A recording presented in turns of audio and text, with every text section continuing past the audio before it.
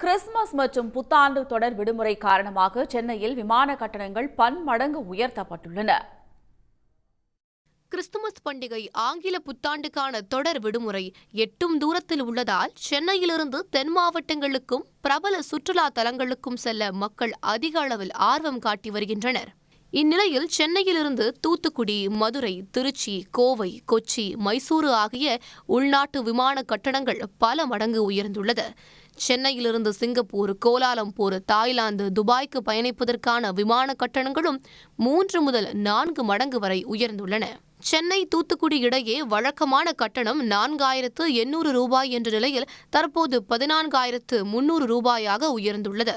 சென்னையிலிருந்து மதுரை செல்வதற்கான விமான கட்டணம் 4300 ரூபாயிலிருந்து 17700 ரூபாயாக அதிகரிக்கப்பட்டுள்ளது. சாதாரண நாட்களில் சென்னை திருச்சி இடையே பயணிக்க 2400 ரூபாய் கட்டணம் என்ற நிலையில் அது தற்போது 14400 ரூபாயாக பாய்ச்சல் கண்டுள்ளது. சென்னை கோவை மற்றும் சென்னை சேலம் இடையேயான கட்டணமும் முறையே 9400 மற்றும் 8000 ரூபாயாக உயர்வை சந்தித்திருக்கின்றன.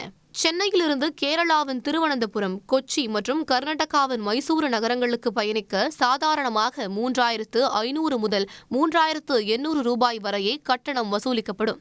ஆனால் தற்போது திருவனந்தபுரத்திற்கு 13300 ரூபாயும், கொச்சிக்கு 18400 ரூபாயும், மைசூருக்கு பயணிக்க 9900 ரூபாயும் கட்டணமாக நிர்ணயிக்கப்பட்டுள்ளது.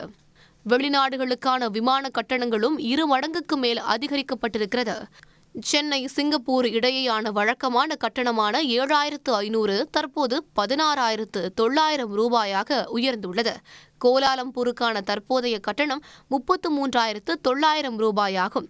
சென்னையிலிருந்து தாய்லாந்து செல்வதற்கான கட்டணம் 17400 ரூபாயாகவும், சென்னை துபாய் இடையே பயணிக்க 26800 ரூபாயாகவும் கட்டணத் தொகை உயர்த்தப்பட்டுள்ளது. புத்தாண்டு விடுமுறைக்கான விமான கட்டணம் பன்மடங்கு உயர்த்தப்பட்டாலும் அதனை பொருட்படுத்தாமல் மக்கள் குடும்பமாக சொந்த ஊர்களுக்கு விமானத்தில் பயணிக்க ஆர்வம் காட்டி வருகின்றனர். இதனால் ஆண்டு இறுதி நாட்களில் பயணிப்பதற்கான விமான சீட்டுகள் அதிவேகமாக முன்பதிவு செய்யப்பட்டு வருகின்றன. உடனுக்குடன் செய்திகளை தெரிந்து கொள்ள சன் நியூஸ் பெல் ஐகானை கிளிக் பண்ணுங்க.